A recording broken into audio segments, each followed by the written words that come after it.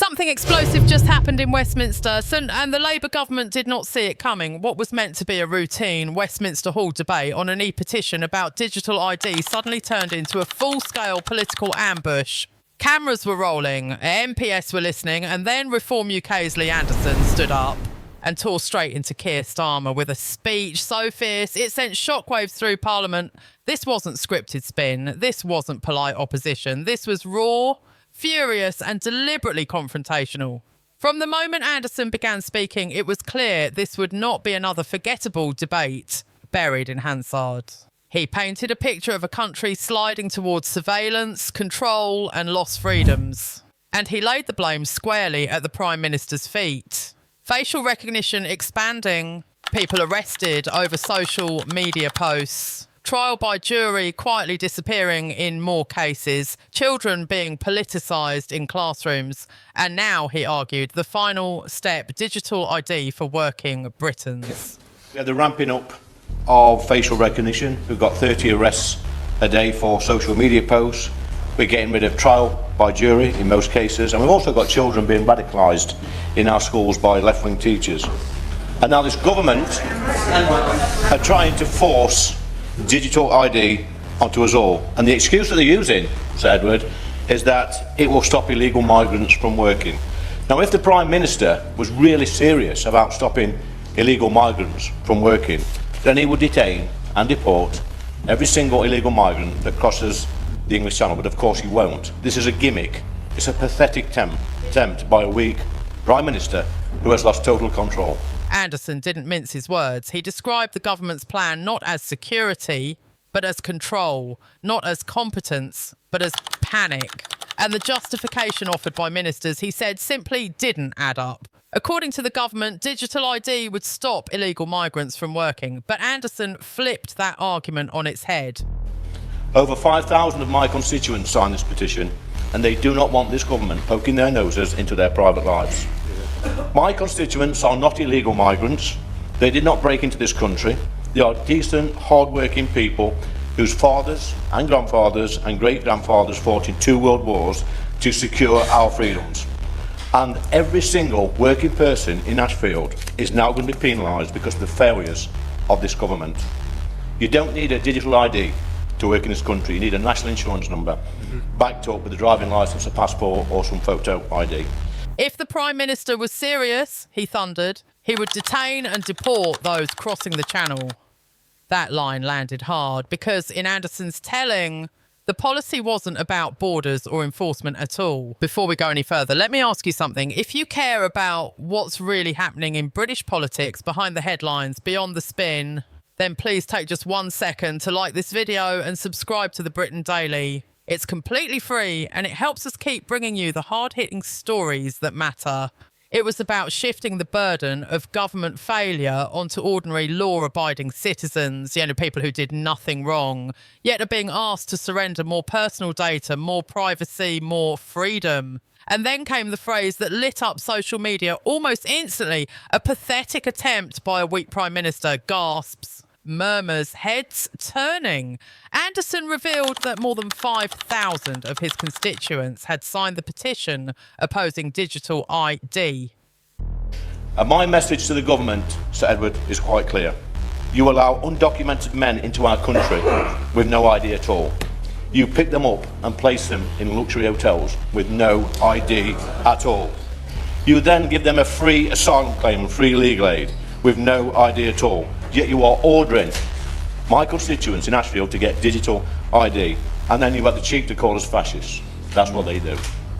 So just leave my constituents alone and concentrate on clearing up the mess that you lot created.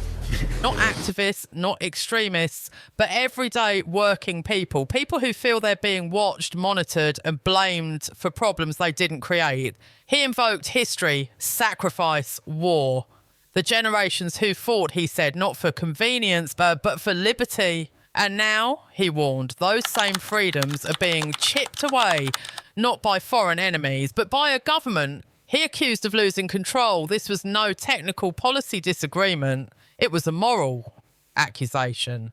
And it left one unavoidable question hanging in the air. Why are ordinary Britons being asked for more ID while the government appears unable or unwilling to enforce its own borders, and this was only the beginning. As Lee Anderson continued, the tone inside Westminster Hall shifted from tense to openly hostile. This was no longer a debate about policy details. It was a direct accusation that the government was operating under two sets of rules. One for them, another for everyone else. Anderson zeroed in on what he called the government's glaring hypocrisy. Undocumented migrants, he said, are allowed into the country with no ID at all. They are transported, housed and supported, often at taxpayer expense, without the very documentation the government now demands from working Britons. No digital checks, no biometric scans, no compulsory systems. Yet mechanics, shop workers, carers, builders and delivery drivers are suddenly being told they must register for a new digital identity just to earn a living. That contradiction hung heavy in the room. Anderson listed it methodically, almost like a charge sheet. Hotels provided, asylum claims processed, legal aid funded, all without ID. And yet his constituents in Ashfield, people with national insurance numbers, passports, driving licences, are being told they are not verified enough.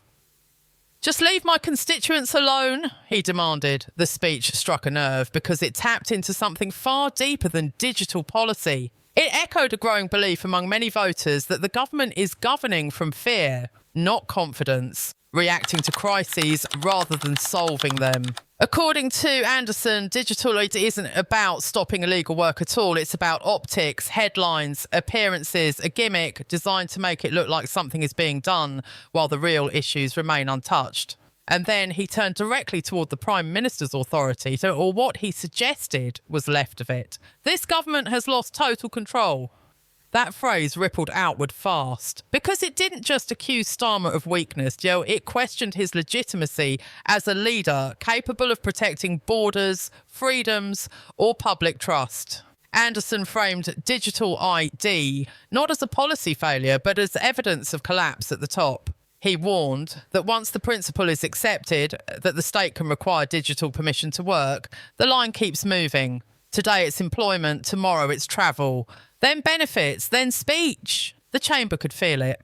This wasn't rhetoric aimed at fellow MPs. This was aimed squarely at the public watching clips later that night. People already uneasy about surveillance, cost of living pressures and political drift. Anderson ended with a blunt message that cut through all nuance. Fix the mess you created. Stop punishing ordinary people.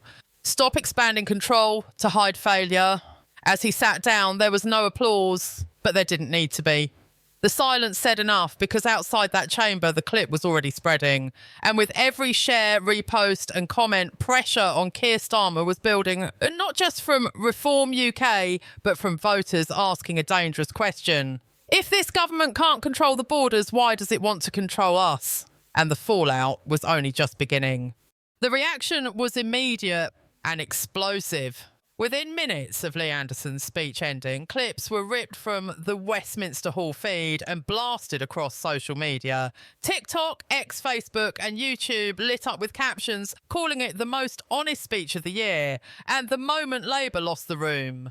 Hashtags tied to digital ID, civil liberties and government overreach began trending by nightfall. But the real shock wasn't online outrage, it was the sudden silence from the government. No immediate rebuttal, no emergency clarification, no confident defence from Downing Street. Instead, ministers appeared hesitant, offering carefully worded non-answers when pressed by journalists. One junior Labour MP privately admitted the speech had hit far harder than expected and warned that the digital ID proposal had now become politically radioactive. Inside Labour, cracks widened. Backbenchers from marginal seats began distancing themselves, insisting they had serious concerns about implementation. Some demanded exemptions, others called for delays. A few reportedly urged leadership to quietly shelve the policy altogether before it turned into a full-blown revolt. And at the centre of it all sat Keir Starmer, conspicuously absent from the debate, conspicuously quiet afterwards. Political analysts were quick to note the symbolism, while Reform MPs were hammering home a message about freedom, fairness and control. The Prime Minister appeared reactive, boxed in and increasingly defensive, not projecting authority but containment. Reform UK seized the momentum instantly. Senior figures framed the digital ID scheme as a defining line in the sand. State control versus individual liberty. Press releases followed.